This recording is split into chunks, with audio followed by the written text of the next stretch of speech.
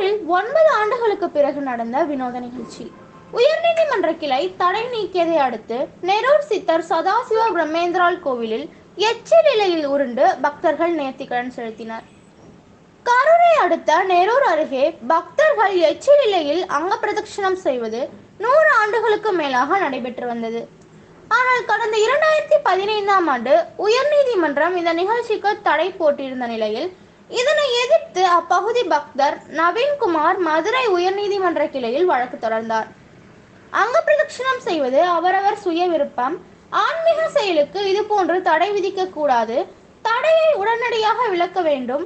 மீண்டும் அப்பகுதியில் அங்க பிரதட்சணம் செய்ய அனுமதிக்க வேண்டும் என்று மனுவில் கூறியிருந்தார்.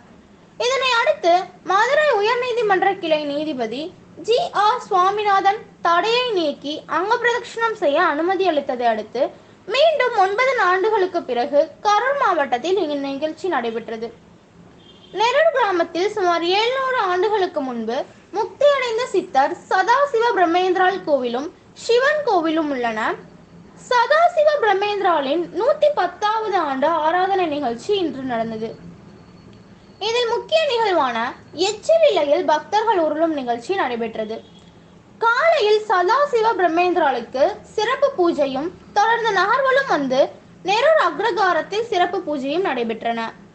பின்னர் பக்தர்கள் அனைவருக்கும் அன்னதானம் நடைபெற்றது. இந்த அன்னதானத்தில் சதாசிவ பிரம்மேந்திராள் ஏதேனும் ஒரு இலையில் சாப்பிட்டதாக ஐதீகம்.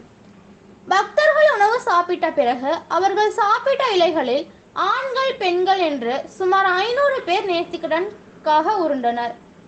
இந்த நிகழ்ச்சியில் பங்கேற்ற கரூர், திருச்சி, சென்னை, கோவை, பெங்களூர், மைசூர் உள்ளிட்ட பகுதிகளிலிருந்து ஏராளமானோர் வந்திருந்தனர். சாப்பிட்ட இலையில் அங்க பிரதட்சணம் செய்பவர்கள் வேண்டிய காரியம் நினைத்தபடி நடக்கும் என்பது ஐதீகம்.